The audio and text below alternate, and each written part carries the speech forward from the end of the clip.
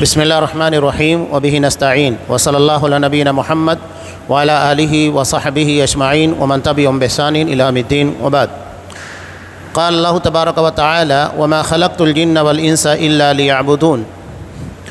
محترم حاضرین، پچھلے ہفتے اسماء و صفات کے تعلق سے کافی باتیں آپ کے سامنے ذکر کی گئیں۔ یہاں کتاب التوحید کی شرح میں شیخ صالح العثیمین رحمہ اللہ ایک بہت پیاری بات کہتے ہیں۔ حضرت امام مالک رحمۃ اللہ علیہ کا قول، جسے امام دارمی نے رد علی الجہمیہ اس کے ضمن میں نقل کیا ہے۔ حضرت امام مالک رحمۃ اللہ علیہ ان کی مجلس میں ایک شخص نے سوال کیا، کیا کہا؟ یا ابا عبداللہ الرحمن علی العرش استوى۔ اے ابو عبداللہ، حضرت امام مالک رحمۃ اللہ علیہ کی کنیت ہے کہ اللہ فرماتا ہے رحمان عرش پر مستوی ہے، کیف الاستواء؟ تو یہ استواء کیسا ہے، یعنی اللہ کس طرح عرش پر مستوی ہے، یہ سوال ہوا۔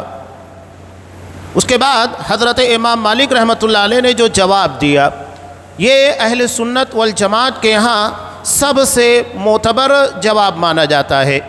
صفات کے باب میں جہاں جہاں آپ صفات کا باب پڑھیں گے وہاں آپ کو یہ چیز یقیناً ملنے والی ہے۔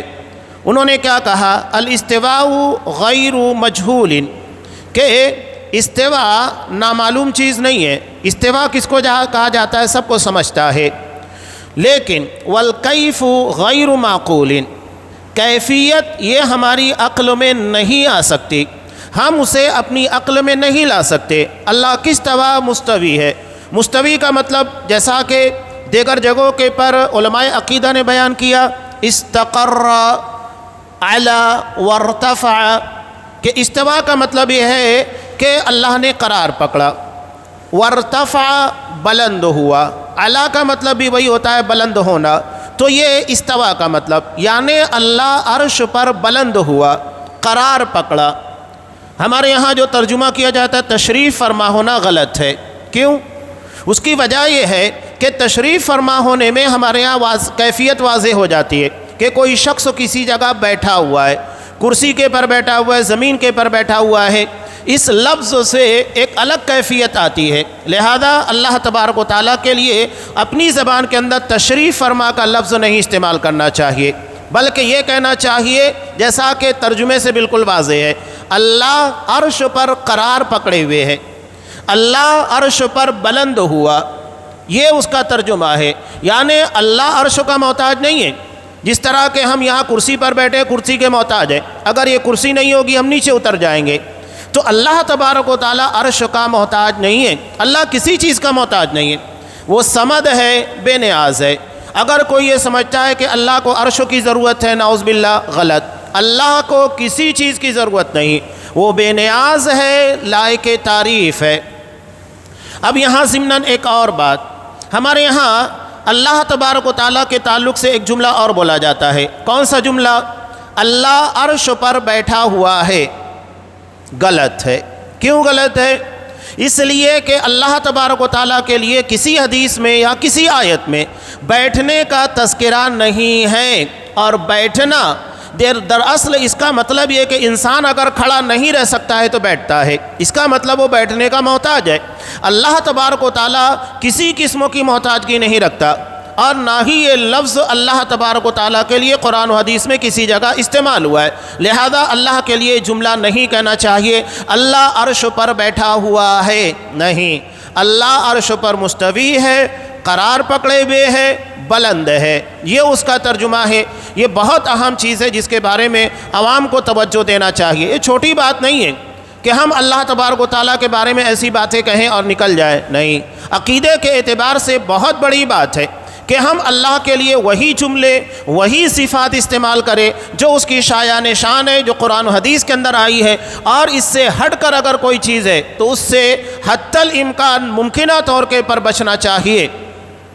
تو حضرت امام مالک رحمۃ اللہ علیہ نے کیا کہا؟ الاستواء غیر مجہول، کہ استوا غیر مجہول ہے، یعنی استوا کیا ہے ہم جانتے ہیں، والکیف غیر معقول، کیفیت یہ ہماری عقل میں نہیں آ سکتی، غیر معقول ہے، عقل میں آنے والی چیز نہیں ہے، والایمان بہ واجب، اور اس کے پر ایمان رکھنا واجب ہے۔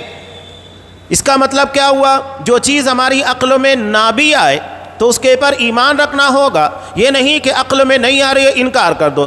ہمارے درمیان بہت سارے لوگ ایسے ہیں، وہ کہتے ہیں کہ عذاب قبر ہماری عقل میں نہیں آتا۔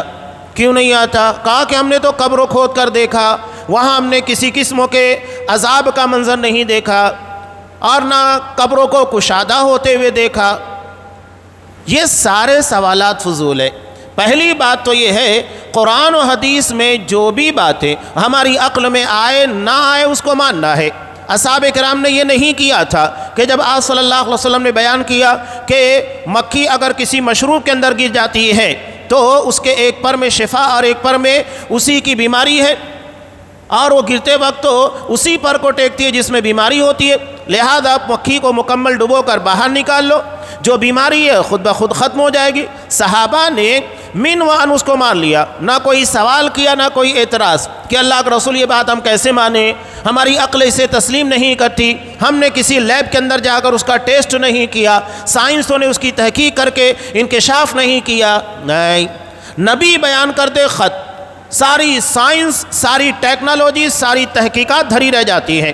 ہمیں نبی کی حدیث اور نبی کے فرمان، قرآن کی آیت کے آنے کے بعد کسی اور طرف توجہ نہیں دینا ہے۔ حضرت امام بخاری رحمۃ اللہ علیہ کی ذہانت کے پر قربان جائیے، کیا باب قائم کرتے ہیں۔ بخاری کا سب سے پہلا چیپٹر کیا ہے؟ کتاب بدء الوحی، کہ نبی کریم صلی اللہ علیہ وسلم کے پر وحی کا آغاز کیسے ہوا، وہ بتانا یہ چاہتے ہیں۔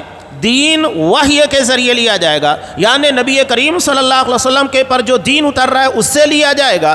جو بھی وحی آپ کے پر نازل ہو رہی ہے قرآن و حدیث کی شکل میں، ہماری عقل سے، کسی کے تجربات سے یا کسی کی تحقیقات سے دین نہیں لیا جائے گا۔ دین صرف نبی کریم صلی اللہ علیہ وسلم کے پر نازل کردہ احکامات سے لیا جائے گا جو قرآن و حدیث ہے، اس کے علاوہ کوئی چیز ہمارے یہاں قابل تسلیم نہیں ہے۔ لوگ یہی گمراہی کا شکار ہوتے ہیں۔ تو صحابہ نے کبھی نبی کریم صلی اللہ علیہ وسلم کے تعلق سے یا کسی حدیث کے پر اس طرح اعتراض نہیں جڑا۔ اب یہاں یہ سوال کرنا، اب ایک بات یاد رکھیے گا، جہان 5 طرح کے ہے۔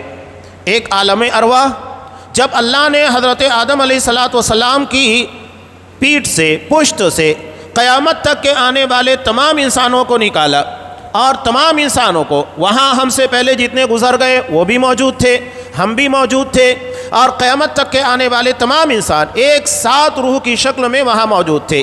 اللہ نے وہاں عہد الست لیا۔ قرآن مجید سورہ اعراف میں اس کا تذکرہ ہے کہ اللہ نے وہاں تمام روحوں کو سوال کرتے ہوئے پوچھا، الست بربکم، کیا میں تمہارا رب نہیں ہوں؟ تو ہم سب نے، کیا مسلمان، کیا غیر مسلم، کیا یہودی، کیا نصرانی، کیا ملحد، تمام لوگوں نے ایک ہی جواب دیا تھا، بلا وربنا، کیوں نہیں، تو ہی ہمارا رب ہے۔ تمام لوگوں نے ایک ہی جواب دیا تھا۔ یہ بات الگ ہے کہ دنیا میں آنے کے بعد اپنے اس عہد سے اور اپنے وعدے سے پھر گئے، اور اللہ نے اس وعدے کی، عہد کی یاد دہانی قرآن کے ذریعے، رسولوں کے ذریعے کروائی کہ تم لوگوں نے اس طرح اللہ کی جناب میں روح کی شکل میں جواب دیا تھا۔ یہ عالم ارواح ہے۔ اس کے بعد ہے عالم مادر، یعنی بچہ 9 مہینہ کم و بیش جب اپنے ماں کے پیٹ میں رہتا ہے، وہ ایک جہان ہے جسے عالم مادر سے یا عالم رحم سے تعبیر کیا جاتا ہے۔ اس کے بعد تیسرا ہے عالم حیات، جو ہم آپ جس زندگی کو گزار رہے ہیں اسے عالم حیات کہا جاتا ہے، دنیاوی زندگی۔ چوتھا ہے عالم برزخ۔ برزخ کا مطلب ہوتا ہے آڑ، جو دنیا اور آخرت کے درمیان اوٹ ہے، نہ ہم آخرت کی زندگی کو وہاں سے جھانک سکتے ہیں اور نہ عالم برزخ میں جانے والے کبھی دنیا کی طرف آ سکتے ہیں، اوٹ ہے، اسی لیے اس کو برزخ یعنی آڑ کہا جاتا ہے۔ اور پانچواں ہے عالم آخرت۔ آخرت کا مطلب لاسٹ، آخری، یعنی اس کے بعد کوئی جہان نہیں ہوگا، اسی لیے اسے آخرت سے تعبیر کیا جاتا ہے۔ اب یہاں اللہ نے شارٹ کٹ رکھا ہے۔ شارٹ کٹ کا مطلب کیا ہے ایک آدمی عالم ارواح سے عالم مادر میں آتا ہے، بہت سارے بچے ہیں جو ماں کے پیٹ میں ہی انتقال کر جاتے ہیں اور وہ ڈائریکٹلی عالم برزخ میں چلے جاتے، یعنی دنیا میں نہیں آتے، ڈائریکٹ شارٹ کٹ ہے۔ لیکن یو ٹرن نہیں ہے، کبھی ایسا نہیں ہوا کہ بچہ ماں کے پیٹ سے عالم ارواح میں چلا گیا یا عالم برزخ سے کوئی شخص دنیا میں چلا آیا، ناممکن چیز ہے۔ تو شارٹ کٹ ہے، یو ٹرن نہیں ہے، بات ختم ہو جاتی ہے۔ اور اس سے ان لوگوں کے عقیدے کا بھی رد ہوتا ہے جو کہتے ہیں کہ شب برات جو کہ ایک بدعتی رات ہے، اس رات کو روحیں واپس آتی ہیں اور مردے عید مناتے ہیں اور اپنے رشتہ داروں سے ملاقات کرتے ہیں، ناممکن چیز ہے۔ ایک چیز آگے بڑھ گئی ہے، وہ کبھی ریٹرن نہیں ہوگی، واپس نہیں آئے گی۔ یہاں میرے کہنے کا مقصد یہ ہے کہ تمام جہان جدا ہے، عالم ارواح روح کی شکل وہ ایک الگ جہان ہے، وہاں ہم ایک لمبی مدت گزار کر آئے۔ اللہ تبارک و تعالیٰ نے جب سے حضرت آدم علیہ السلام کو پیدا کیا تب سے ہم روح کی شکل میں موجود تھے۔ سوچئے کہ ہزاروں سال ہم نے روح کی زندگی گزاری ہے، لیکن ہمیں وہاں کا ایک لمحہ یاد نہیں ہے۔ ہمیں تو یہ بھی یاد نہیں کہ ہم نے اللہ کے سوال کا جواب دیا تھا۔ قرآن کہتا ہے ہمارا ایمان ہے کہ یقیناً ہم نے جواب دیا کہ اللہ تو ہی ہمارا رب ہے، اور تمام لوگوں نے دیا۔ اب اس کے بعد عالم مادر، وہاں کا بھی کوئی مرحلہ کسی کو یاد نہیں ہے۔ ہم نے اپنے ماں کے پیٹ میں 9 مہینے کم و بیش کیسے گزارے، بلکہ دنیا کی زندگی کے چند سال بھی بچپن کے ہمیں یاد نہیں ہوتے۔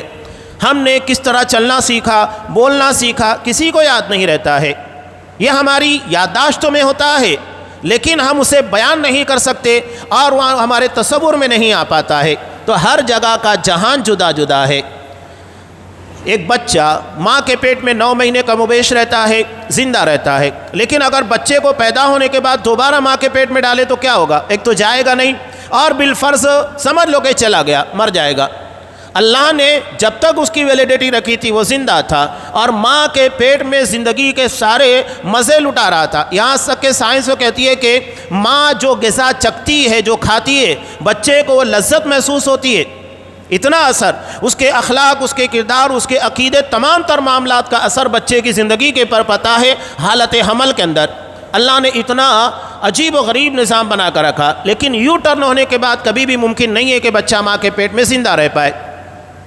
اسی طرح عالم برزخ ہے، وہ ایک ایسا جہان ہے جس کے بارے میں انسان تصور نہیں کر سکتا، وہ ہماری عقل کے ماورا ہے، ہماری عقل اسے اپنے تصور میں نہیں لا سکتی۔ جو چیز ہمارے تصور میں نہیں، ہم اس کے بارے میں کیوں کہتے ہیں؟ ہر جگہ کا جہان جدا ہے، تو ہم اسے دنیاوی زندگی کی طرح کیوں مثال بیان کرنے کی کوشش کرتے ہیں کہ ہم نے قبروں کو پھیلتے ہوئے نہیں دیکھا، سکڑتے ہوئے نہیں دیکھا، کسی کی پسلیوں کو دباتے نہیں دیکھا، منکر نکیر کو آتے نہیں دیکھا۔ مرنے کے بعد سب دکھ جائے گا انشاءاللہ، اس میں کیا مسئلہ ہے؟ اس کی ویلیڈیٹی ہوتی ہے۔ اللہ نے ایک وقت طے کر دیا، اب فرشتے کس کو دکھائی دیتے؟ کسی کو نہیں دکھائی دیتے۔ لیکن جب انسان سکرات کے عالم میں آتا ہے، ملک الموت سامنے سے آتا ہے، سب کو دکھائی دیتا ہے۔ مرنے والا فرشتے کو دیکھ لیتا ہے، اسی لیے اس کی نگاہیں پھٹی کے پھٹی رہ جاتی ہیں، اس لیے کہ پہلی مرتبہ فرشتوں کو دیکھتا ہے اور وہ ان کو دیکھنے کے بعد کسی اور طرف توجہ دے ہی نہیں پاتا۔ لیکن اس وقت زندگی کے آثار ختم ہو چکے ہوتے ہیں اور موت کی طرف اس کی روانگی ہوتی ہے، لہذا وہ کچھ بیان نہیں کر سکتا کہ میں نے فرشتوں کو دیکھا، فرشتے کیسے تھے، ملک الموت کیسا تھا، کوئی بیان نہیں کر سکتا۔ لیکن دیکھنے والا سمجھ جاتا ہے یہ کچھ عجیب مخلوق کو دیکھ رہا ہے جس کی بنیاد کے پر اس کی آنکھیں پتھرا گئی ہیں۔ بہرحال میرے کہنے کا مقصود یہ تھا، یہ جو اعتراضات کرتے ہیں، بہت سارے لوگ کہتے ہیں دجال، دنیا چھان لی گئی، دجال کہیں نہیں ہے۔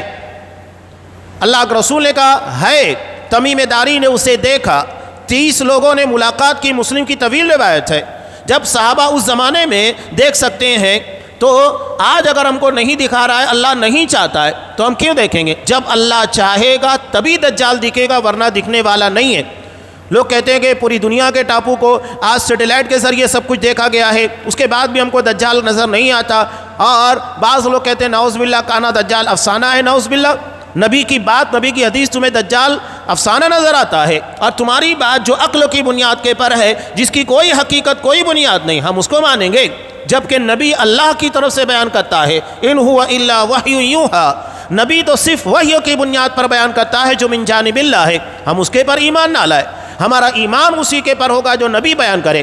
باقی دنیا کی ساری تحقیقات اور سارے کارنامے اور لوگ جو کچھ بھی اپنی عقلوں کی بنیاد پر کہیں وہ ان کے اپنے مسائل ہیں، ان کی اپنی باتیں ہیں، وہ ہمارے نزدیک معتبر نہیں ہے۔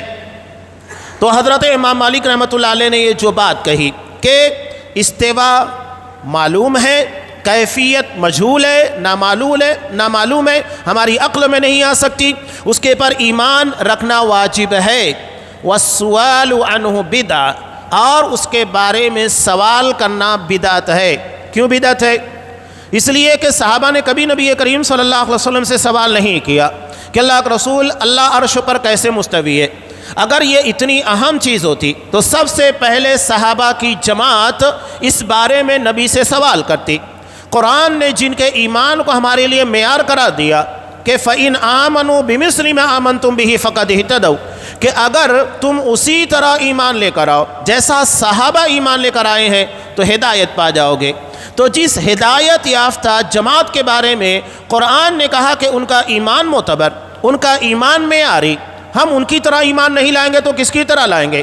جب صحابہ نے سوال نہیں کیا تو ہمیں بھی سوال کرنے کا کوئی حق نہیں بنتا ہے، اس لیے کہ دنیا کی ذہین ترین سب سے سمجھدار جماعت، اسلام کو سب سے بہتر سمجھنے والی جماعت اگر کوئی تھی وہ اصحاب کرام کی جماعت تھی۔ جب انہوں نے اس کے بارے میں سوال نہیں کیا تو ہم جیسے ناسمجھ لوگوں کو کہاں سے حق بنتا ہے اس کے بارے میں سوال کرے۔ وما اراک الا مبتدعا، میں تو تجھے بدعتی سمجھتا ہوں۔ اور اس کے بعد دوسری جگہ ہے کہ حضرت امام مالک رحمۃ اللہ علیہ نے اسے اپنی مجلس سے نکال دیا، ایک بدعتی کو اپنی مجلس میں بیٹھنے نہیں دیا۔ کیوں؟ اس کی وجہ یہ ہے، آج اس نے سوال کیا، ٹھیک ہے میں نے جواب دیا، ہو سکتا ہے کہ مجلس میں بیٹھنے والے لوگوں کے ذہن کو خراب کرے۔ کچھ لوگ ہوتے ہیں کہ اگر عالم سے سوال کرتے عالم جواب دے دیتا ہے، لیکن جو لوگ مجلس میں شریک ہوتے ہیں اس کا کام کیا ہوتا ہے؟ شکوک پیدا کرنا۔ تو وہ کیا کرتا ہے؟ لوگوں کے ذہن و دماغ کے اندر وسوسے ڈالتا ہے، ارے انہوں نے جواب صحیح نہیں دیا، میں جو پوچھنا چاہ رہا تھا ان کو سمجھا ہی نہیں۔ یعنی اب عالم کو غیر معتبر بنانے کی کوشش کی جاتی ہے۔ یا تو پھر یہ بات لاتے ہیں، ارے فلاں نے بھی تو کہا، فلاں نے بھی ایسی بات کہی ہے، کیا ان کو نہیں سمجھا؟ ان کو ہی سمجھتا ہے کیا؟ تو لوگوں کے درمیان شبہات پیدا کرتے ہیں۔ تو ایسے لوگوں کو مجلسوں میں بھی بیٹھنے نہیں دینا چاہیے جن کا مقصد سمجھنا نہیں بلکہ لوگوں کے ذہن و دماغ کے اندر شبہات پیدا کرنا ہے۔ تو ایسے لوگوں سے بچ کر رہنا چاہیے۔ اسی لیے آگے شیخ عثیمین رحمہ اللہ ایک بہت پیاری بات کہتے ہیں کہ ہمارے زمانے میں ہم پاتے ہیں کہ لوگ سوال کرتے ہیں۔ ایک حدیث ہے بخاری کی، اللہ کے رسول صلی اللہ علیہ وسلم نے ارشاد فرمایا، ان اللہ ينزل الى السماء الدنيا حين يبقى ثلث الليل الاخر كل ليلہ، یقیناً اللہ تبارک و تعالی آسمان دنیا، یعنی وہ آسمان جو دنیا کے قریب ہے، پہلا آسمان، وہاں اس وقت نزول فرماتا ہے جب رات کا آخری ایک تہائی حصہ، یعنی جو تہجد کا وقت ہوتا ہے، عمومی طور کے پر 3-4 بجے کے بعد کا جو مرحلہ ہوتا ہے، نماز فجر سے قریب 1-2 گھنٹہ پہلے کا معاملہ جو تہجد کا وقت ہوتا ہے، اس وقت حین یبقى ثلث اللیل الآخر، جب رات کا آخری تہائی حصہ باقی رہ جاتا ہے، اور کل لیلہ یہ ہر رات ہوتا ہے، یعنی ہر رات اللہ تبارک و تعالی آسمان دنیا پر نزول فرماتا ہے۔ یہ ہے، اب یہ لوگ اعتراض کرتے ہیں، ہمارے زمانے کے لوگ جو عقل پرست ہوتے ہیں، یہ لوگ کیا اعتراض کرتے ہیں کہ دنیا گول ہے، گھوم رہی ہے۔ اگر آج ہمارے یہاں پر مثال کے طور پر عشاء کا وقت ہے، اب یہ کھسکنے کے بعد آدھی رات ہوگا تو پیچھے جو لوگ ہیں ان لوگوں کے لیے عشاء کا وقت ہوگا، پھر اس کے پیچھے جو لوگ ہیں ان کے لیے عشاء کا وقت، دھیرے دھیرے وقت کنورٹ ہوتے جاتا ہے۔ پوری دنیا میں دیکھیے، ہمیشہ اگر یہاں رات ہے تو سورج کہیں طلوع ہوگا، ایسا نہیں ہے ہمارے یہاں رات ہے تو پوری دنیا کے اندر رات ہوگی، بلکہ سورج کسی اور جگہ پر طلوع ہوگا، وہاں پر ابھی رات نہیں ہوگی۔ اب مثال کے طور پر یہاں عشاء کا وقت ہے، سعودی عرب وغیرہ عرب کنٹریز کے اندر دیکھیے ابھی عشاء کا وقت نہیں ہوا ہے، وہ ہم سے 2.5 گھنٹہ پیچھے ہے، اس کے بعد ان لوگوں کا وقت آتا ہے۔ تو ایسے دنیا کو اگر روٹین کے اعتبار سے دیکھا جائے تو پوری دنیا میں ہمیشہ وہ وقت رہتا ہے جو تہجد کا وقت ہوتا ہے، پوری دنیا میں ہمیشہ زوال کا وقت بھی رہے گا، ایک وقتوں میں تمام کچھ علاقوں میں زوال کا ہوگا، کچھ علاقوں میں تہجد کا وقت ہوگا، کسی میں عصر کا وقت ہوگا، کسی جگہ مغرب کا وقت، دنیا گول ہے، اس اعتبار سے ہر جگہ جدا جدا وقت ہوگا۔ اب یہ وقت تو کنورٹ ہوتے جائے گا، ایک جگہ اگر ثلث اللیل تہجد کا وقت تو ختم ہوگا تو دوسری جگہ شروع ہو جائے گا، اس جگہ ختم ہوگا اس کے آگے شروع ہو جائے گا۔ تو یہ کہتے ہیں کہ جب پوری دنیا میں یکے بعد دیگرے تہجد کا وقت تو باقی ہی رہتا ہے تو اللہ پھر نازل کیسے ہوتا ہے؟ نعوذ باللہ۔ صحابہ نے کبھی سوال نہیں کیا، اللہ قادر ہے۔ ہم کیا کہتے ہیں؟ ان اللہ علی کل شیء قدیر، اللہ ہر چیز پر قدرت رکھتا ہے، تو وہ اس بات کے پر بھی قدرت رکھتا ہے کہ وہ نزول فرمائے، اس کی شایع نشان کس طرح، کیفیت نہیں۔ جیسا انسان سوچتا ہے کہ کوئی چیز اوپر سے نیچے آتی ہے، اللہ تبارک نہیں، اللہ کے بارے میں تصور بھی نہیں ہوگا، وہ اپنے شایع شان نزول فرماتا ہے۔ اللہ کے رسول صلی اللہ علیہ وسلم نے کہا ہم نے مان لیا، اس کے پر سوال نہیں ہوگا۔ اب یہاں ایک اور سوال جو مومن کے دل میں آتا ہے، صحابہ نے بھی سوال اس کو کیا بھی تھا، جیسا کہ ترمذی کی روایت میں بھی ابواب التفسیر کے اندر کہ اللہ کے رسول صلی اللہ علیہ وسلم سے سوال ہوا، جیسا کہ صحابہ نے پوچھا این کان اللہ قبل ان یخلق السماوات والارض۔ کچھ سوالات تھے جو صحابہ نے پوچھنا چاہا، اللہ کے رسول صلی اللہ علیہ وسلم نے بیان کیا۔ اللہ کے رسول سے سوال ہوا کہ اللہ تبارک و تعالیٰ آسمان و زمین کی پیدائش کے پہلے کہاں تھا؟ یہ صحابہ نے سوال کیا، فاجابہم، چنانچہ صلی اللہ علیہ وسلم نے اس کا جواب دیا، اس لیے کہ سوال جواب دینے کے قابل تھا، جواب دیا۔ لیکن جو سوال قابل قبول نہیں ہوتا ہے آپ نے اس سے منع بھی کیا، جیسا کہ آپ نے خود کہا مسلم کی روایت میں کہ یہ صحابہ نے سوال نہیں کیا بلکہ آپ صلی اللہ علیہ وسلم نے کس طرح شیطان وسوسہ ڈالتا ہے اس کو بیان کیا۔ مثال کے طور پر شیطان انسان کو توحید کے راستے گمراہی کی طرف لے کر جاتا ہے، کیسے؟ آپ صلی اللہ علیہ وسلم نے کہا شیطان انسان کے پاس آتا ہے، اس کے ذہن و دماغ کے اندر سوال ڈالتا ہے فلاں چیز کو کس نے پیدا کیا، فلاں چیز کو کس نے پیدا کیا؟ اللہ نے۔ اچھی بات ہے، یہ تو بے حقیقت ہے، تمام چیزوں کو اللہ ہی نے پیدا کیا۔ پھر اس کے بعد وہ آخر مرحلے میں کیا کرتا ہے؟ یہ سوال ٹھوکتا ہے پھر اللہ کو کس نے پیدا کیا؟ نعوذ باللہ۔ چنانچہ صلی اللہ علیہ وسلم نے کہا جیسے ہی یہ بات ذہن و دماغ کے اندر آئے فوراً اعوذ باللہ من الشیطان الرجیم پڑھنا چاہیے کہ میں اللہ کی پناہ چاہتا ہوں شیطان مردود سے، اس لیے کہ سوال باطل ہے۔ اللہ کو کون پیدا کر سکتا ہے؟ وہ خود خالق ہے، اس کو کون پیدا کرے گا؟ اللہ کو کوئی پیدا نہیں کیا۔ اگر گنتی کو آپ ریورس لے کر جائیں 10 9 8 7 5 اس کے بعد کہاں آئے گا؟ ایک کے بعد گنتی باقی بچتی ہے نہیں، ایک پر آ کے اس کو رک جانا ہے۔ تو سوالات بہت آئیں گے لیکن اللہ تک جیسے ہی پہنچیں گے رک جائے گا، اس لیے کہ اللہ ازل سے ہے، ابد تک رہے گا، ہمیشہ سے ہے، اللہ کو کسی نے نہیں پیدا کیا۔ تو یہ سوال ذہن و دماغ کے اندر شیطان ڈالتا ہے۔ تو آپ نے اس طرح کی باتیں پہلے ہی بیان کر دی کہ لوگوں کے ذہن و دماغ میں اس طرح کے شبہات پیدا ہو سکتے ہیں، سوال پیدا ہو سکتے ہیں جس سے اللہ کے بارے میں لوگ متنفر ہوں گے یا شبہات کا شکار ہو جائیں گے، شکوک کا شکار ہو جائیں گے۔ تو ایسے سوالات اور اس طرح کی باتوں سے بچنا چاہیے۔ اب یہاں آپ صلی اللہ علیہ وسلم سے صحابہ نے سوال کیا کہ آسمان و زمین کے پہلے اللہ کہاں تھا؟ یہاں اللہ تبارک و تعالیٰ کی ذات کا انکار نہیں ہے، صرف یہ پوچھنا مقصود ہے کہ کہاں تھا، اس لیے کہ آسمان و زمین دونوں نہیں تھے۔ تب آپ صلی اللہ علیہ وسلم نے ارشاد فرمایا کانا فی عمائن، اللہ عما میں تھا۔ عما کا مطلب کیا ہے؟ کہیں کوئی چیز نہیں تھی اس وقت۔ عما کا مطلب کیا ہے؟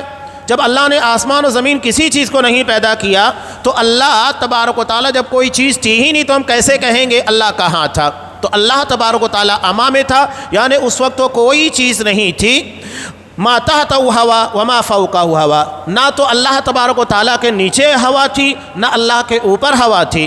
وخلق عرشہ علی الماء، اس کے بعد اللہ نے عرش کو پانی کے پر پیدا کیا۔ اس کا مطلب یہ ہوتا ہے دو چیزیں اولین ہے، ایک عرش ہے اور دوسرے پانی ہے۔ اللہ کا عرش سب سے بڑی مخلوق ہے، یہ اہم سوال ہوتا ہے۔ اللہ کی تمام تر مخلوقات میں سب سے بڑی مخلوق کون سی ہے؟ اللہ کا عرش ہے۔ اور اس کے بعد اللہ نے کس کو پیدا کیا؟ اللہ نے پانی کو پیدا کیا۔ پانی کا تذکرہ ہے، اللہ نے پانی پر عرش کو پیدا کیا۔ اس کے بعد ایک سوال یہ بھی ہوتا ہے ترمذی کی روایت کہ نبی کریم صلی اللہ علیہ وسلم نے ارشاد فرمایا کہ اللہ نے آسمان و زمین کی تخلیق سے 50,000 سال پہلے قلم کو پیدا کیا۔ حدیث میں کیا؟ اول ما خلق اللہ القلم، اللہ نے سب سے پہلے قلم کو پیدا کیا۔ اور اس کے بعد حدیث کے اندر یہ جملہ ہے وَكَانَ عَرْشُهُ عَلَى الْمَاءِ، جب کہ اللہ کا عرش پانی کے پر تھا۔ اس کا مطلب یہ ہے کہ عرش اور پانی کے بعد سب سے پہلے اللہ نے قلم کو پیدا کیا۔ یہ نہیں کہ سب سے پہلے اللہ نے عرش کے پہلے بھی قلم کو پیدا کیا، نہیں، بلکہ عرش اور پانی کے بعد کس کو پیدا کیا؟ قلم کو پیدا کیا۔ اور اس کے بعد اللہ نے کہا کہ اکتب، لکھ۔ اس نے کہا کہ ما اکتب، میں کیا لکھوں؟ تب اللہ نے کہا قیامت تک جو کچھ واقع ہونے والا ہے تمام تر چیزوں کو لکھ دے۔ تو ان چیزوں کے بارے میں سمجھنے کی ضرورت ہے کہ کہیں اس طرح کی باتیں آتی ہیں تو اول سے مراد کیا ہوتا ہے؟ سب سے پہلے سے مراد۔ اگر اس سے پہلے کوئی چیز ہے اس کا مطلب اس کے بعد سب سے پہلے، نہ کہ سب سے پہلے قلم کو پیدا کیا۔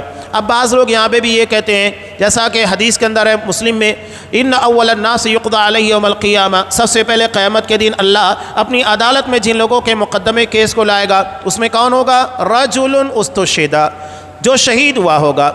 اب دوسری جگہ آتا ہے اللہ تبارک و تعالیٰ سب سے پہلے حساب و کتاب لے گا، ترمذی کی روایت ہے، تو وہ نماز کا تذکرہ ہے کہ بندے کے معاملات میں سب سے پہلے جس چیز کا حساب ہوگا وہ نماز ہے، کوئی شبہ نہیں ہے۔ دیکھیے، ایک ہوتا ہے حقوق العباد، یعنی جو بندوں کے معاملات ہیں، بندوں کے حقوق اور واجبات ہیں، اور دوسرا اللہ کے حقوق۔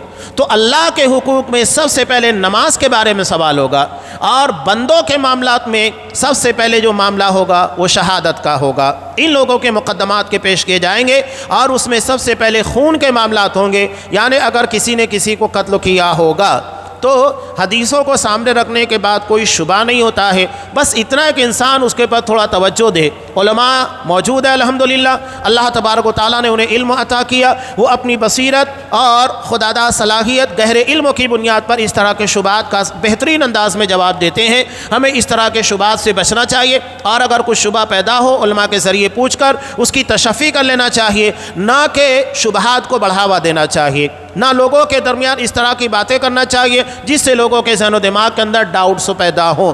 تو آپ صلی اللہ علیہ وسلم نے کہا کہ اللہ کے اوپر نہ ہوا تھی نہ نیچے، اور اس نے پانی کے پر عرش کو پیدا کیا۔